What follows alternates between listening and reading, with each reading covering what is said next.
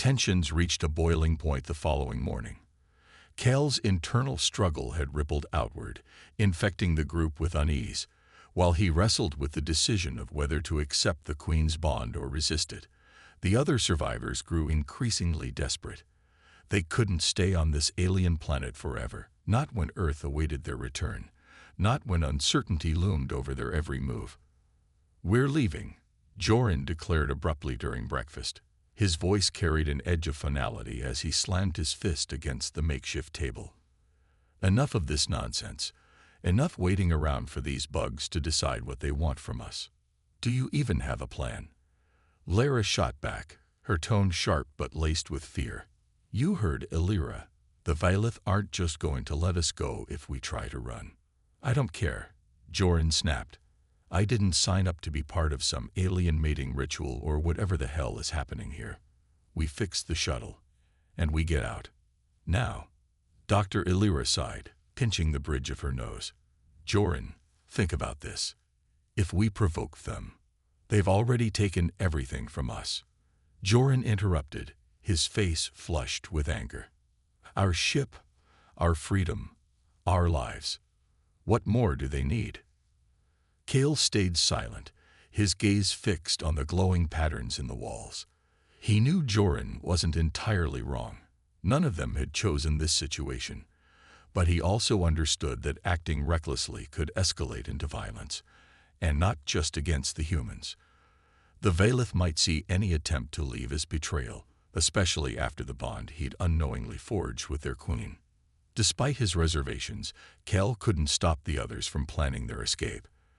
Under the cover of darkness, they scavenged materials from the outskirts of the Hive City, piecing together tools and supplies. Cale reluctantly joined them, torn between loyalty to his companions and respect for the Vailith who had sheltered them. He tried one last time to reason with the group. "The Queen hasn't hurt us," he said quietly as they worked. "She's given us food, safety. She's trying to communicate. Maybe there's another way." "There isn't," Joran growled, cutting him off. "You're too close to them, Cale. You can't see straight anymore." The accusation stung, but Cale didn't argue. Deep down, he feared Joran might be right. Had he become so entangled in the Vailith's world that he'd forgotten where he came from? The breakout attempt happened at dawn. Armed with crude weapons and fueled by desperation, the survivors made their way toward the wreckage of the Eos horizon, hoping to salvage enough parts to repair the shuttle. But they hadn't gone far before disaster struck. A patrol of smaller Vailith intercepted them, their clicking limbs moving faster than anyone expected. Chaos erupted as the humans fought back, shouting and swinging their makeshift tools. Lights flashed across the crystalline spires, signaling alarm throughout the city. Cale froze, paralyzed by guilt and fear. This was exactly what he'd been afraid of. A clash between two species unable to understand each other. As the skirmish intensified, the Queen appeared, towering above the fray. Her presence silenced the chaos instantly, her glowing crown radiating authority. For a moment, everyone held their breath. Then Cale stepped forward, raising his hands in surrender. Without hesitation, he began to sing, a haunting melody filled with sorrow, regret, and a plea for peace. His voice trembled, but the notes rang clear, echoing through the air like a prayer. One by one, the Vailith lowered their guard, captivated by the raw emotion in his song. Even the Queen seemed moved, her bioluminescent patterns softening as she listened. When the final note faded, the Queen tilted her head, studying Cale with an expression that seemed almost compassionate. Slowly, she gestured for the humans to stand down. Then, turning to Cale, she emitted a single resonant tone, a question, perhaps, or an acknowledgement. The message was clear. The others could leave, but Cale would remain. As the survivors gathered their belongings and prepared to depart, Cale watched them go, his heart heavy with conflicting emotions. Part of him longed to join them, to return to the familiar comforts of Earth. But another part, a deeper, quieter part, knew he belonged here now, among the stars and symphonies of the Vailith. For better or worse, his fate was no longer his own. The stars blurred into streaks of light as the colony ship Yo's Horizon hurtled through the void, its engines groaning under the strain. Cale sat hunched over in the cargo bay, clutching his battered guitar like it was a lifeline. He wasn't supposed to be here. None of them were. This mission was meant for scientists, engineers, and soldiers, not an amateur musician with dreams bigger than his skill set. But when Earth's resources dwindled and humanity turned its gaze toward the stars, everyone became expendable. Cale strummed a soft chord, letting the vibrations fill the silence around him. It didn't matter that no one else on board appreciated his music. Playing helped calm his nerves. Besides, he liked to think the melodies might reach someone, or something, out there in the endless expanse. Then came the explosion. A deafening roar tore through the ship, throwing Cale off his seat. Alarms blared as the lights flickered and died, plunging the vessel into chaos. Through the viewport, Cale saw flames licking at the edges of their trajectory, followed by the sickening spin of freefall. Someone shouted about a systems failure, but their voice was drowned out by another blast. Gravity shifted violently, pinning Cale against the wall before releasing him just as suddenly. "Brace for impact," yelled Captain Rhea over the intercom, her tone frantic yet authoritative. But there was no time to prepare. One final jolt sent the ship spiraling toward the surface of an unknown planet below. When Cale regained consciousness, everything was quiet. Too quiet. His head throbbed, and his vision swam as he pushed himself upright. The air smelled strange, earthy, metallic, and tinged with something sweet. Bits of debris littered the ground around him, remnants of the once gleaming ship now reduced to twisted metal and shattered glass. Beyond the wreckage stretched rolling hills covered in iridescent grass that shimmered faintly in the dim light. Towering crystalline structures dotted the landscape, pulsating softly as if alive. Anyone else alive? Cale called out, his voice trembling. A few groans answered him from nearby. Slowly, survivors began to emerge from the rubble, grimy faces etched with shock and exhaustion. Among them were Dr. Illyra, the team's biologist, Joran, a gruff mechanic, and Lyra, a young engineer who had been traveling with her younger brother, Finn. They took stock of their situation. No communication, minimal supplies, and no sign of rescue. As they scavenged what little they could salvage, Cale wandered closer to one of the crystal towers. Its surface glowed faintly, casting prismatic reflections onto the ground. Without thinking, he reached out and brushed his fingers against it. The moment he did, a low hum resonated through the structure, growing louder until it filled the air like a symphony. Startled, Cale pulled his hand back, but the sound lingered, echoing across the plains. "What was that?" Lyra asked, hurrying over. Her wide eyes darted between Cale and the tower. I don't know," Cale stammered. "I just touched it."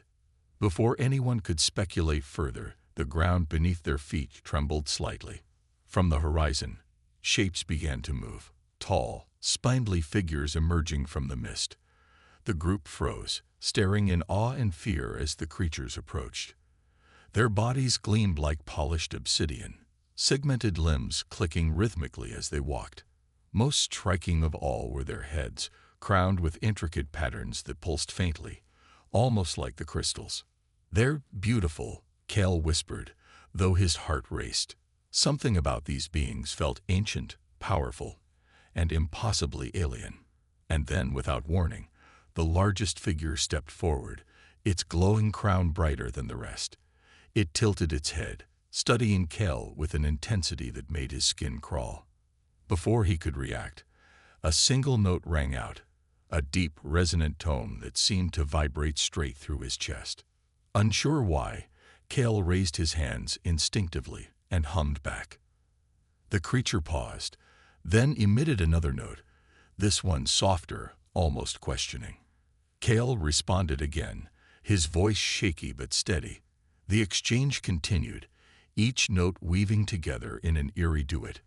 By the time the sound faded, Kale realized two things. First, the aliens weren't attacking. Second, somehow, he'd started something he couldn't possibly understand. For better or worse, the crash landing had only been the beginning. Kale's internal conflict grew with each passing day. The weight of the Queen's expectations and his own doubts pressed down on him like the gravity of an alien world. He tried to avoid her, retreating into quieter corners of the hive city where the hum of the crystals drowned out his racing thoughts. But no matter how far he wandered, the Queen always found him. Her presence was both comforting and suffocating, a constant reminder of the choice looming over him. The other survivors noticed his growing unease. "You look like you're carrying the galaxy on your shoulders," Lyra remarked one evening as they sat together in their makeshift quarters. "What's going on?" Kale hesitated, unsure how much to share. How could he explain something even he barely understood? Finally, he sighed and said, "It's complicated. The Queen thinks I'm supposed to be part of some ritual, a bond or union, and I don't know if I can say no without making things worse." Lyra's eyes widened. "Are you serious? Like marriage?" "Something like that," Kale admitted. "But it's not just about being her husband. It's deeper than that. To them, this is sacred. Refusing might offend them, or worse." Joran, who had been sharpening a piece of metal nearby, snorted derisively. "Then we leave. Plain and simple. Find a way off this rock before they get any ideas." "It's not that easy," Dr. Illyra interjected, joining the conversation. She'd been researching the Valith culture using fragments of information gleaned from the crystalline tablets. "From what I've gathered, their rituals are tied to the survival of their species, and maybe even the planet itself. If Kel rejects the Queen, it could destabilize everything. So now we're hostages." Joran shot back, his voice rising. "We didn't sign up for this. We crash-landed here by accident. And yet here we are." Illyra replied calmly, though her expression betrayed her frustration. "We need to think carefully. Acting rashly could put us all at risk." Kale listened silently, torn between their arguments. Joran's anger resonated with his instinct to flee, but Illyra's logic reminded him of the responsibility resting on his shoulders. Could he really abandon these creatures, who had shown them kindness despite their differences, for the sake of his freedom? In an attempt to delay the inevitable, Kale decided to compose a final song, one meant to convey farewell rather than commitment. Drawing inspiration from Earth's folk ballads, he crafted a melody filled with longing and gratitude. When the Queen approached him the next day, her glowing crown shimmering softly, Kale took a deep breath and began to sing. The effect was immediate. The Queen froze, her body trembling slightly as the notes washed over her. For a moment, Kale dared to hope she understood, that his message of goodbye would release him from the ritual. But instead of letting him go, the Queen responded with a heart-wrenching counter-melody, rich with sorrow and yearning. It wasn't rejection. It was acceptance tinged with pain, as if she understood his desire to leave but couldn't bear to let him go. The other humans watched in stunned silence as the two voices intertwined, creating a harmony so profound it seemed to resonate through the entire city. The crystalline spires pulsed brighter, casting prismatic light across the ground. Even Joran lowered his weapon, momentarily awestruck. When the song ended, the Queen stepped closer, her massive frame towering over Kale. She extended one claw-like appendage, gently touching his chest. A wave of warmth spread through him, accompanied by a flood of emotions, not her own, but a reflection of his deepest fears and desires. In that moment, Kale realized the truth. The ritual wasn't about possession or obligation. It was about unity, a merging of two souls to create something greater than either could achieve alone. As the Queen withdrew, her glowing patterns softened, conveying a sense of patience. She wouldn't force him, but neither would she let him walk away easily. That night, Kale lay awake, staring at the glowing ceiling. The choice before him felt impossible: resist and risk destruction, or embrace the unknown and lose himself forever. Yet, as he replayed the day's events in his mind, one thought lingered. Perhaps resistance and acceptance weren't opposites. Perhaps finding balance between the two was the key to surviving and thriving in this strange new world. The Violet Hive City was unlike anything Cal had ever imagined. Towering crystalline spires stretched toward the sky, their surfaces alive with shifting patterns of light and sound. The air vibrated with harmonies so intricate they seemed to weave together into a living tapestry. Every step the group took echoed through the city, blending seamlessly with the ambient symphony. It felt less like walking into a settlement and more like stepping inside a song. Cale couldn't help but feel drawn to it all, while the other survivors remained wary, constantly glancing over their shoulders or whispering nervously among themselves. He found himself mesmerized. The queen led them deeper into the city, her glowing crown casting soft hues across the ground. She moved with an elegance that made her seem almost ethereal, as if she were part of the very structure around them.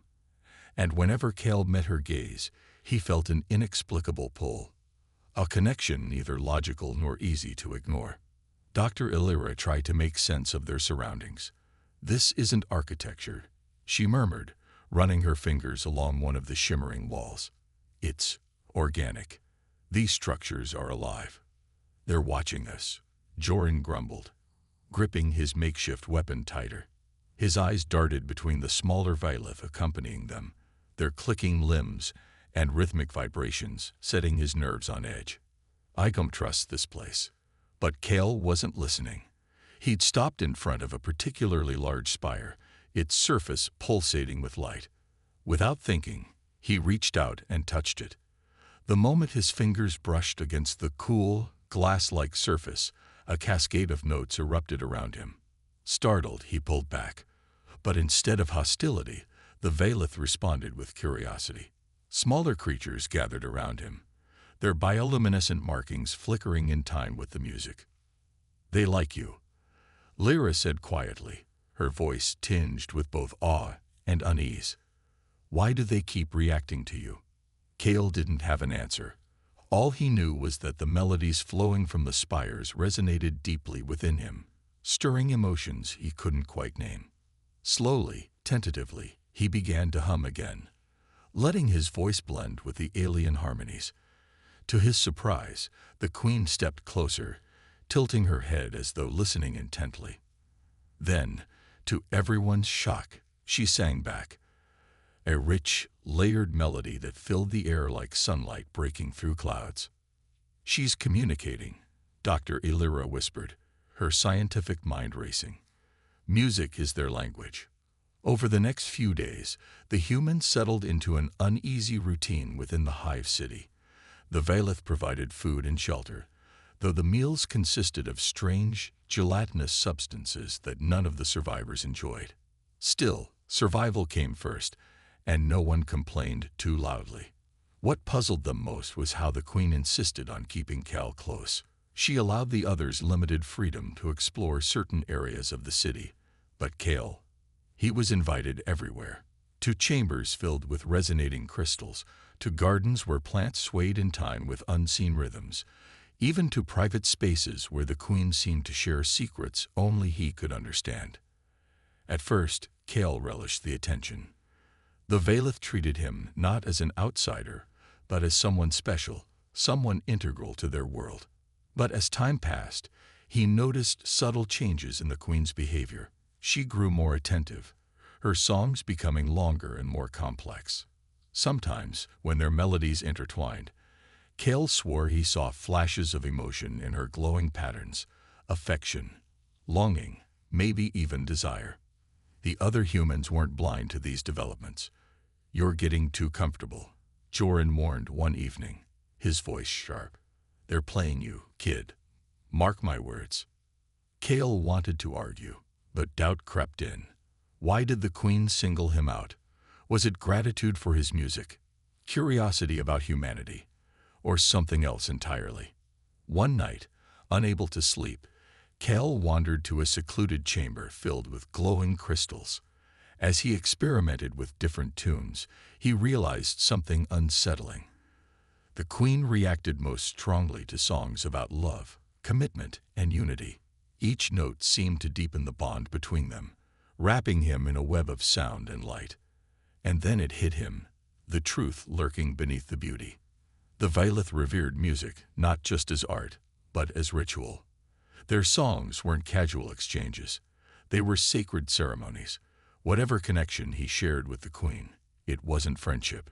It was something far more profound and potentially irreversible. The air was thick with tension as the towering insectoid aliens, the Vailith, circled the group of survivors.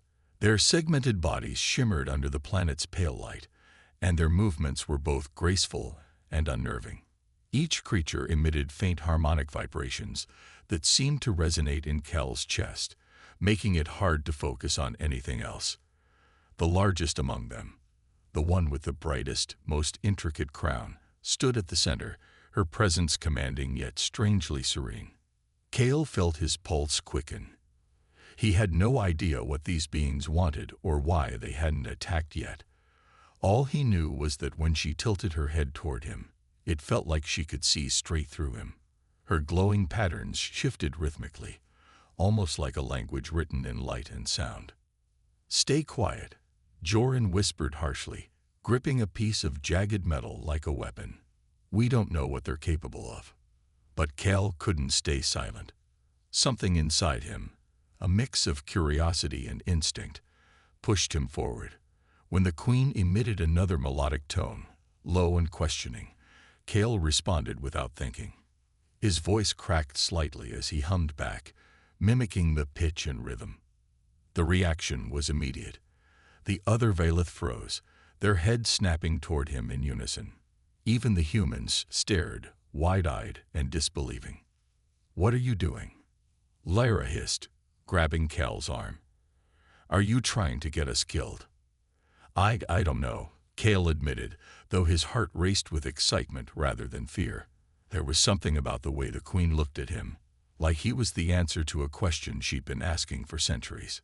The Queen stepped closer, her massive frame casting a shadow over the group.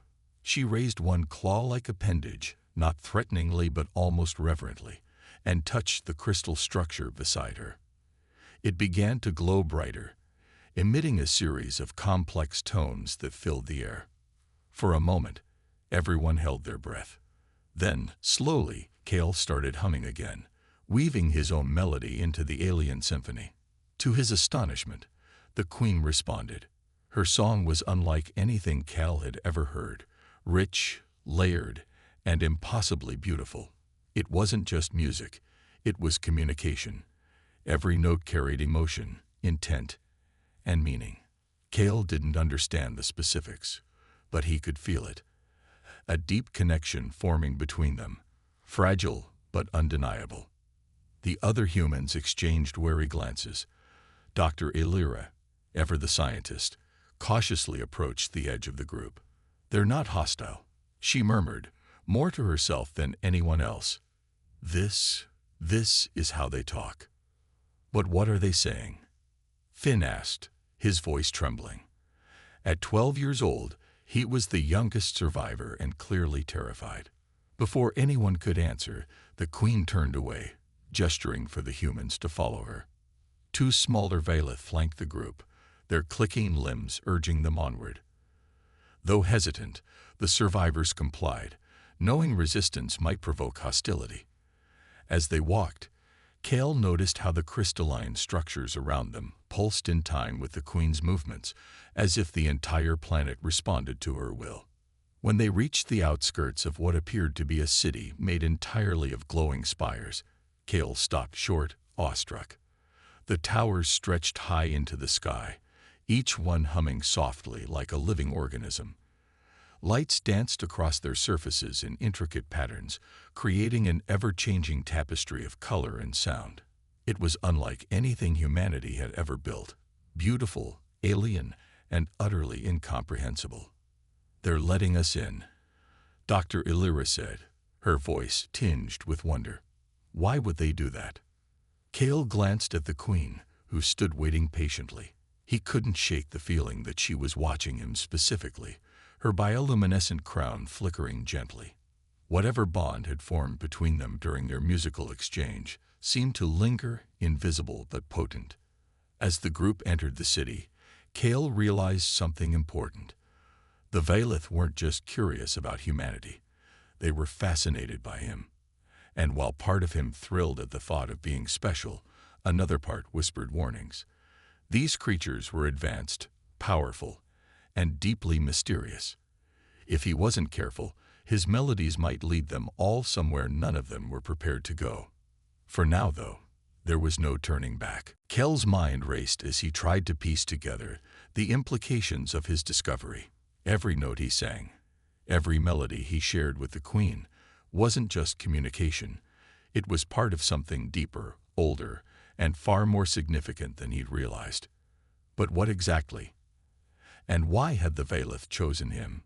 Determined to find answers, Cale began exploring parts of the hive city that even the Queen hadn't shown him. He slipped away during one of her private rituals, a hauntingly beautiful performance involving dozens of smaller Vailith weaving harmonies around her, and ventured into a dimly lit corridor lined with crystalline tablets. These weren't like the glowing spires outside. They were ancient, etched with intricate patterns that shimmered faintly when touched. As Cale ran his fingers over one tablet, a series of tones echoed in response, followed by flickering images projected onto the walls. At first, the visuals were chaotic, shapes shifting too quickly to make sense. But then they stabilized into scenes from the Vailith's history. Through trial and error, Cale deciphered fragments of their story. One image showed the Queen leading her people through a barren wasteland, her song revitalizing the land itself. Another depicted a grand ceremony where two figures merged their melodies, surrounded by a chorus of glowing beings.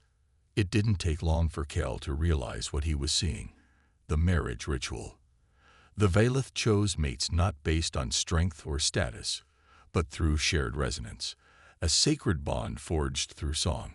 His heart sank as understanding dawned. When he'd hummed back to the Queen during their first encounter, he hadn't just introduced himself. He'd unknowingly initiated this timeless tradition.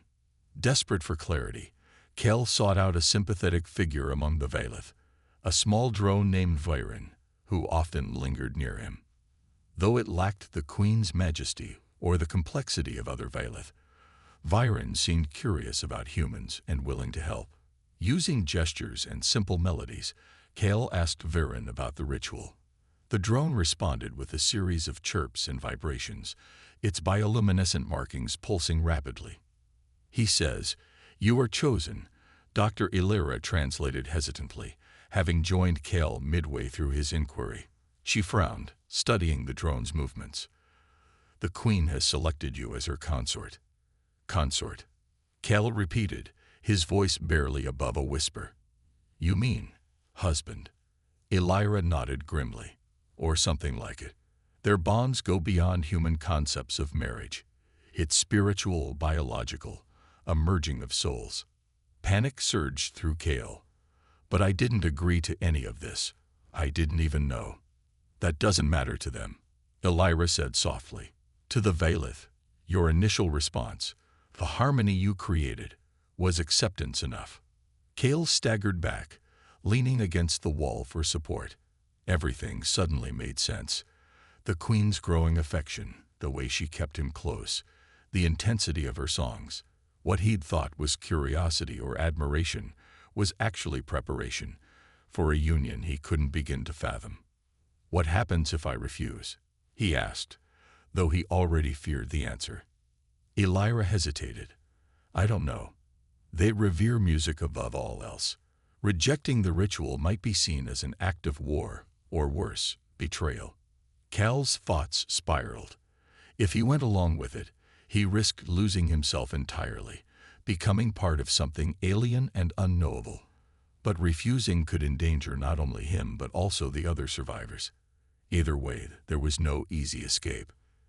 That night, as Cale lay awake in the chamber assigned to him, he stared at the glowing ceiling and listened to the distant hum of the city. Somewhere out there, the Queen was singing, a slow, mournful melody that resonated deep within his chest.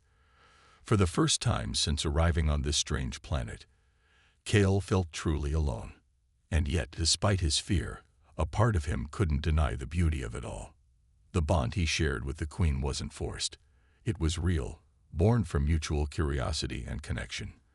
As much as he wanted to run, he couldn't shake the feeling that turning away would mean rejecting something extraordinary. The question remained, how far was he willing to go for the sake of understanding? The days leading up to the ritual passed in a blur for Kale. Though the other humans had departed, their shuttle soaring into the pale sky like a fleeting hope, he felt neither relief nor regret. His decision was made, not because he fully understood it, but because it felt inevitable. The Queen's patience and the harmony they shared had convinced him that resisting would only deepen the divide between their species. If humanity ever hoped to coexist with beings like the Vailith, someone had to take the first step, and somehow, fate, or chance, had chosen him. Under the guidance of the Queen and her court, Kale began composing the ceremonial song. It wasn't just any melody. It was a duet meant to bridge two worlds, human and Vailith. Each note carried meaning. Each harmony symbolized unity. The process was painstaking, requiring hours of trial and error, as Kale worked alongside Viren, the small drone who had become his translator and guide. Together, they blended human folk traditions with the intricate tonal language of the Vailith, creating something entirely new. "You're not losing yourself," Dr. Illyra had told him before leaving, her voice gentle but firm. "You're finding a way to be both." Her words stayed with him as he practiced late into the night, his voice echoing through the glowing spires of the Hive City. At times, the weight of what he was about to do overwhelmed him. What would happen after the ritual? Would he still be Kale, or would he become something else entirely? But whenever doubt crept in, the Queen's presence reassured him. She never pressured him, never rushed him. Instead, she sang softly in response to his melodies, her voice weaving through his like sunlight filtering through leaves. On the eve of the ceremony, the Hive City transformed. Crystalline towers pulsed brighter than ever, casting prismatic light across every surface. Smaller Vailith gathered in intricate formations, their glowing patterns synchronized in anticipation. Even the air seemed alive, humming with an energy that resonated deep within Kale's chest. He stood at the edge of the central amphitheater, staring out at the assembled crowd. For the first time, he didn't feel like an outsider. He felt connected, to the Vailith, to the planet, to the music itself. When the Queen appeared, she was radiant. Her bioluminescent crown shimmered with colors Kale couldn't name, shifting and flowing like liquid starlight. As she approached, the entire city fell silent, waiting. "It's time," Viren chirped softly, its markings flickering in encouragement. Taking a deep breath, Kale stepped forward. The Queen raised one claw-like appendage, and the ritual began. Their voices intertwined seamlessly, blending human warmth with alien resonance. Kale poured every ounce of emotion into the performance, his fears, his hopes, his gratitude. The Queen responded in kind, her song layered with centuries of wisdom and devotion. Together, they created a harmony so powerful it seemed to transcend sound, vibrating through the very fabric of existence. As the final notes faded, the ground beneath them trembled slightly. From the crystalline spires came a surge of light, cascading outward in waves that illuminated the entire landscape. Dormant ecosystems awakened, flowers blooming in vibrant hues, rivers shimmering with newfound vitality. The bond between Kale and the Queen wasn't just personal, it was planetary, rejuvenating the world around them. When the light dimmed, Kale found himself changed. Physically, he remained the same, but emotionally and spiritually, he felt expanded. Through the telepathic link forged during the ritual, he could sense the Queen's thoughts, her emotions, her memories. Yet he retained his individuality, a bridge between two species rather than a servant to either. The Vailith erupted into a symphony of celebration, their harmonies filling the air with joy. Cale turned to the queen, meeting her glowing gaze. For the first time, he truly understood. This wasn't the end of his journey. It was the beginning of something far greater. The days following the ritual were a blur of discovery and adaptation for Cale. Though he had feared losing himself to the bond, he quickly realized that becoming the queen's consort, or ambassador, as he preferred to think of it, wasn't about erasing his humanity. Instead, it was about expanding it. Through their shared connection, Cale gained insights into the Violet way of life, their history, and their intricate relationship with the planet. He learned that their hive city wasn't just a settlement. It was an extension of the ecosystem itself, each crystalline spire pulsing in harmony with the land. But the transformation went deeper than knowledge.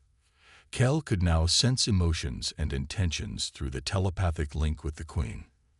When she sang, he felt her joy, her sorrow, and her unwavering devotion, not only to him but to her people and their world. In return, she absorbed fragments of his memories, his music, and his dreams of Earth.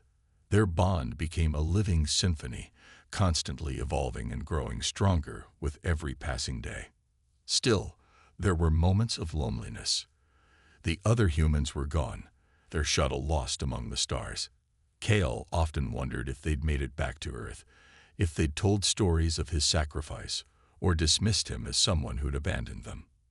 Sometimes, late at night, he sat alone in the amphitheater, strumming his battered guitar and singing songs from his old life.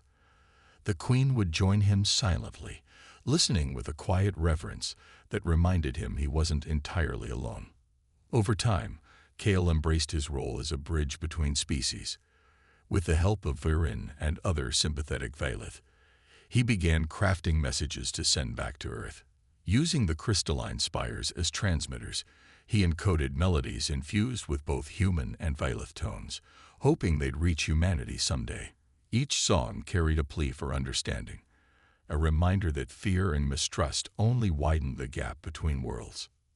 One evening, as Cale stood atop a glowing spire overlooking the revitalized landscape, he reflected on how far he'd come.